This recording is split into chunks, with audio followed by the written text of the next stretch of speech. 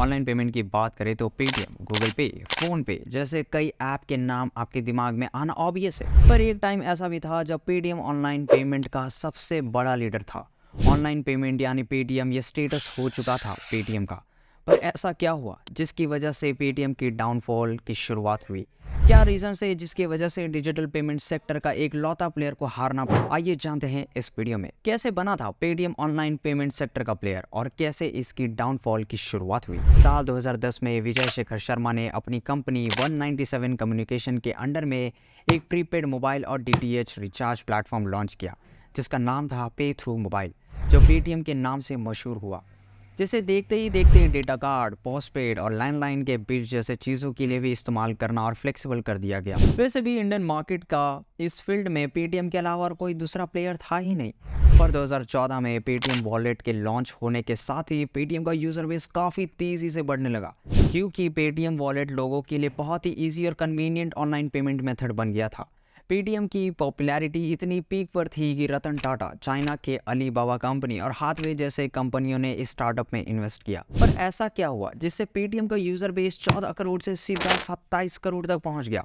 सबसे main reason demonetisation. जी हाँ, 2016 में जब देश के प्राइम मिनिस्टर नरेंद्र मोदी जी ने नोटबंदी की डिक्लेरेशन की, तब पेटीएम इंडिया का डिजिटल पेमेंट सेक्टर का एक लौता एस्टैब्लिश प्लेयर था जिसका एडवांटेज सिर्फ और सिर्फ पेटीएम को ही मिला।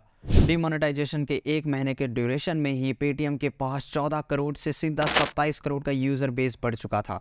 साथ ही साल 2017 में पेटीएम के पेमेंट बैंक को भी आरबीआई से अप्रूवल मिल गई थी, जिसकी शुरुआत उन्होंने 2015 में की हुई थी। तो नोटबंदी और पेमेंट बैंक की शुरुआत की वजह से पेटीएम का यूजर बेस बहुत ही तेजी से और बहुत ही स्ट्रांगली बढ़ चुका था। टाइम के साथ साथ डिजिटल पेमेंट के सेक्टर में नए खिलाड़ी आते गए और पेमेंट को टक्कर देना शुरू करते गए।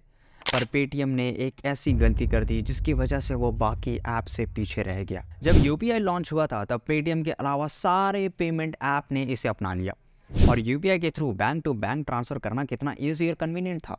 साथ ही पेटीएम जैसे वॉलेट मोड जो यूज़ करते थे, अब उसकी डिमांड कम होने लग गई थी। हालांकि कुछ टाइम के बाद पेटीएम ने भी यूपीआई को अपना लिया, लेकिन बहुत लेट हो चुका था क्योंकि उसके बीच बहुत सारे यूजर्स स्विच कर चुके थे दूसरे ऐप्स पर और पेटीएम का यूजर बेस कम होने लग गया था। साथ ही 2017 में आरबीआई के साथ केवाईसी इशू के चलते पेटीएम नए यूजर्स को ऑन बोर्ड नहीं ला सकता था।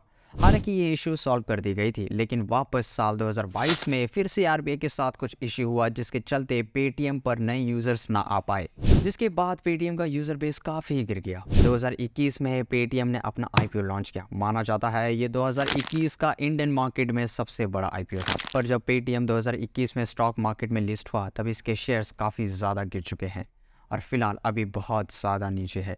पर क्या रीज़न था जो पेटीएम की शेयर्स गिरने के पीछे?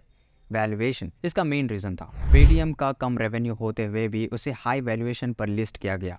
इन्वेस्टर्स के साथ एक बहुत बड़ा धोखा था, क्योंकि उस टाइम पर पेटीएम एक नॉन प्रॉफिट मेकिंग कंपनी थी, जिसकी वजह से इन्वेस्टर्स को 70% का लॉस झेलना पड़ा।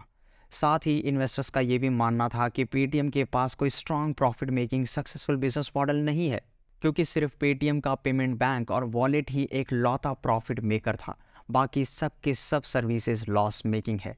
इन्हीं रीज़न से मार्केट में पेटीएम का आईपीओ की इमेज बहुत ख़राब हो गई।